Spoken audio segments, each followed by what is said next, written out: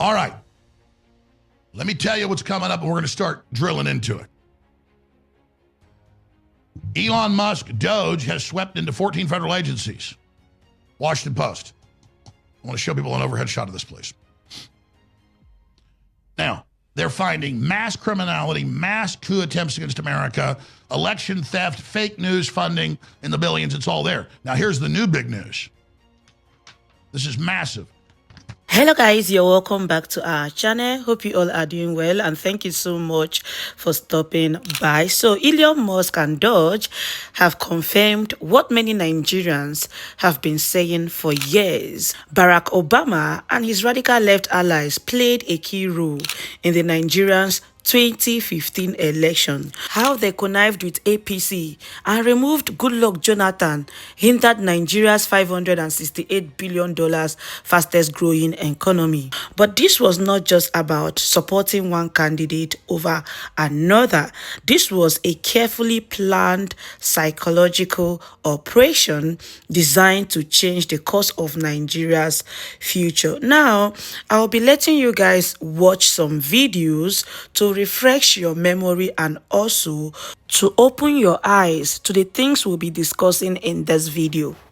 The level of interference by the Obama's government was very overwhelming.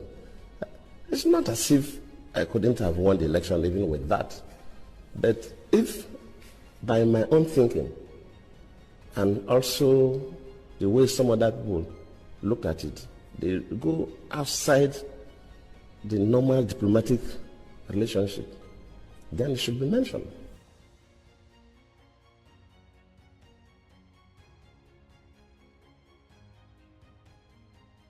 Sending that person to Nigeria at the eve of election, after Obama even issued a statement directing Nigerians to vote for the next chapter, that tells you something. And we should not sweep this things under the carpet. If a foreign country, whether African country or even America or any other country, interferes with our own elections, we should mention it.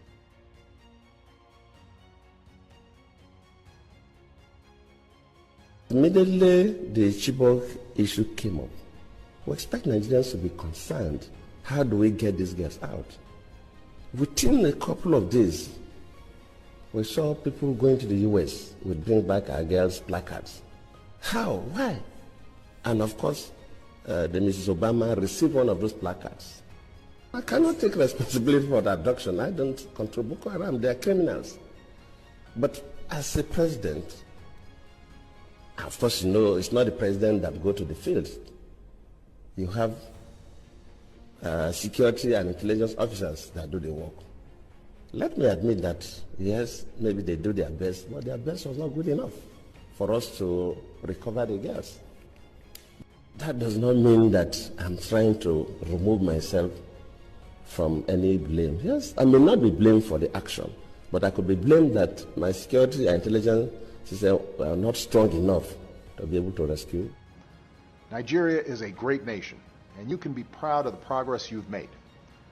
Together, you've won your independence, emerged from military rule, and strengthened democratic institutions.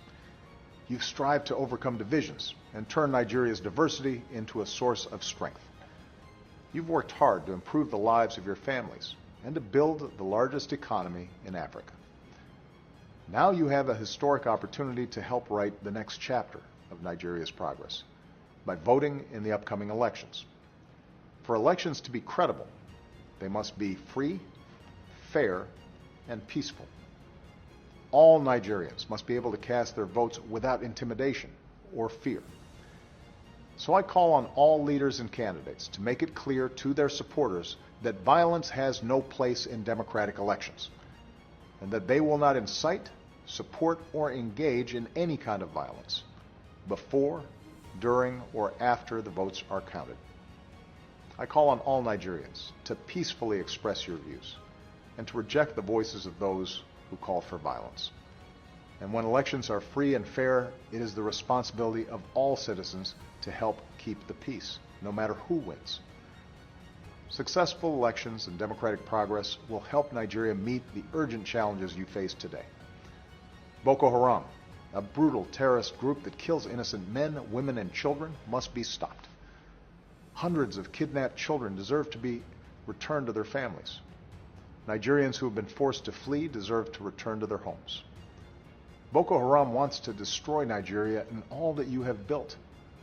By casting your ballot, you can help secure your nation's progress. I'm told that there's a saying in your country: to keep Nigeria one is a task that must be done. Today I urge all Nigerians, from all religions, all ethnic groups, and all regions, to come together and keep Nigeria one. And in this task of advancing the security, prosperity, and human rights of all Nigerians, you will continue to have a friend and partner in the United States of America. All right, so before we go to the main exposition, let me give you guys a little background. This video will be a little bit longer than usual, so please bear with me.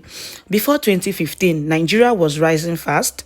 Even though Nigeria had its own little challenges in the time of GoodLuck Jonathan, like the issue of Boko Haram and the Chibok girls' adoption. This event, we would later find out it was orchestrated to destabilize his government and make it look weak. There were tools of manipulation designed to turn public sentiment against him.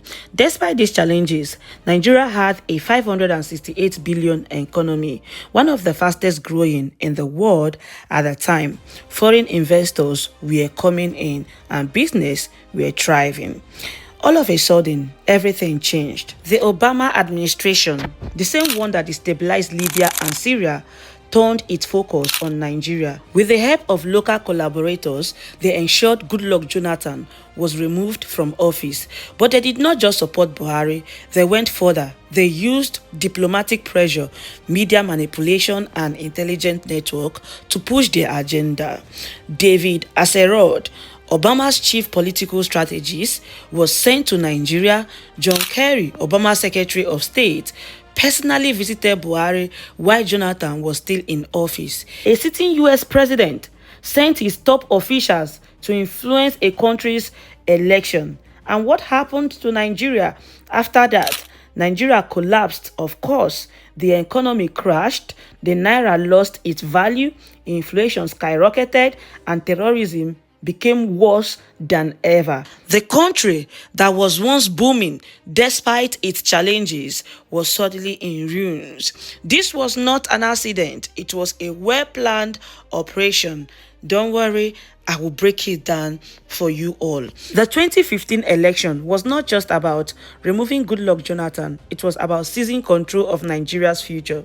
And Barack Obama and his radical left allies made sure it happened. At the center of this operation was David Axelrod, the man behind Obama's presidential campaigns. His political consultancy firm, AKPD Message and Media, was hired by Obama to run Buhari's campaign strategy.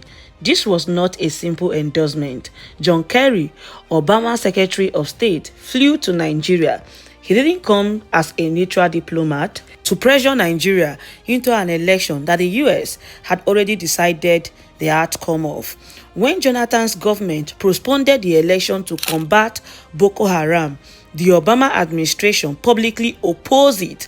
When Nigeria's military needed weapons to fight terrorists, the US refused to sell them, weakening Jonathan's ability to restore security. The US cut off intelligence sharing, ensuring that Nigeria had fewer resources to fight Boko Haram.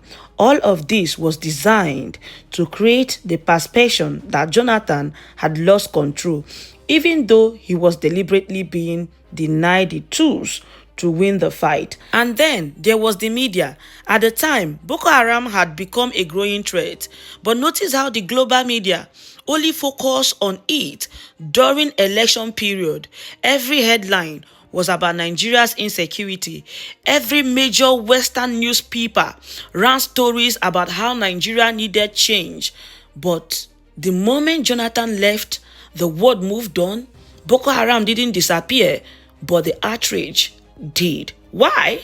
Because the mission had been accomplished. The hashtag Bring Back Our Girls campaign was the most effective propaganda weapon in this operation. Overnight, it became a global movement. Michelle Obama, celebrities, world leaders, everyone joined in.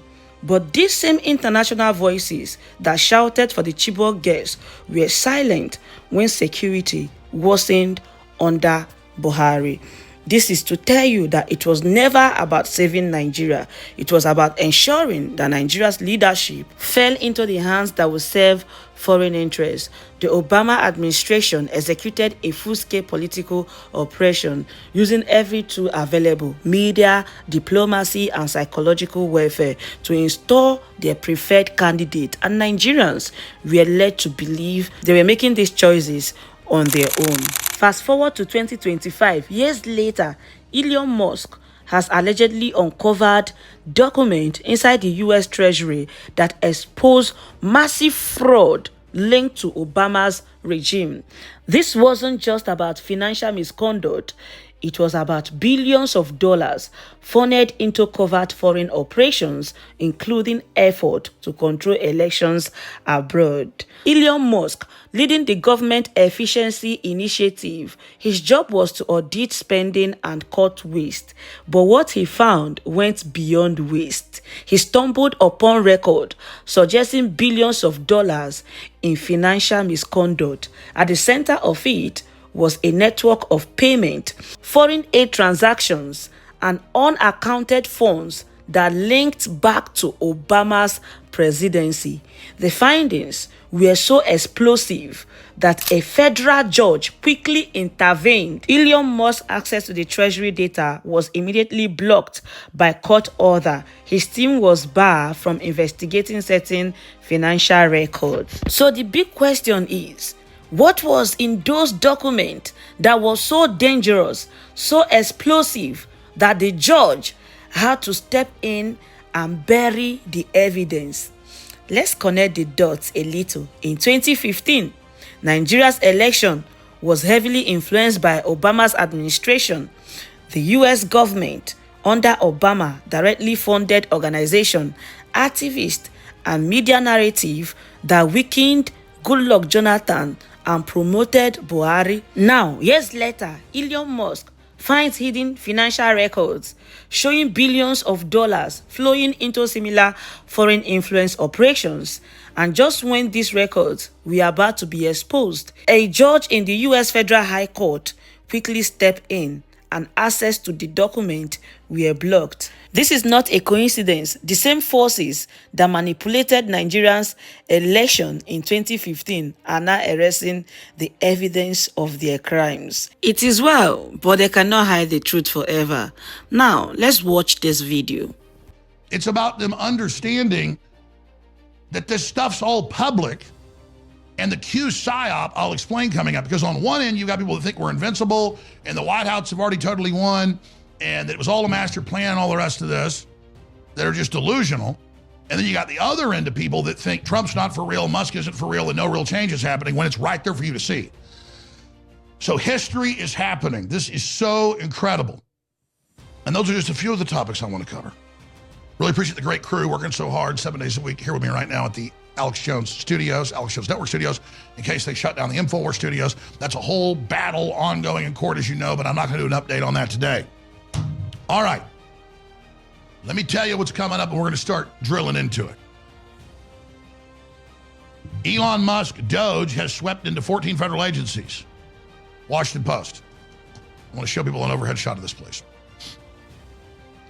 Now, they're finding mass criminality, mass coup attempts against America, election theft, fake news funding in the billions. It's all there. Now, here's the new big news. This is massive. Obama judge temporarily blocks Musk D.O.G.E access to important Treasury Department bank payment system, orders immediate destruction of all data obtained since Trump inauguration. Now, this is desperate criminal activity. Everything Trump's doing is constitutional. Everything Musk is doing is constitutional. They have the Treasury officials in there all doing it. They have the Treasury Department head come out. It's all on record. It isn't even a new agency. They just renamed one that investigates the computer systems and looks for fraud. And that's what they're doing. And that's what we elected Trump to do. So this horrible, evil judge, we could do an hour just on his background and all the evil stuff he does. is going to be overruled very, very quickly, and he hasn't even really stopped Doge because the ruling makes it sound like what Musk is doing is illegal. But what the ruling says Musk can't do, Musk isn't even doing. So it's all just flim-flam to create the perception that Musk is doing something and Trump's doing something illegal. And meanwhile, the investigations and the documents and all of it come out. But the judge saying any data they found or anything they've released is criminal, according to his order.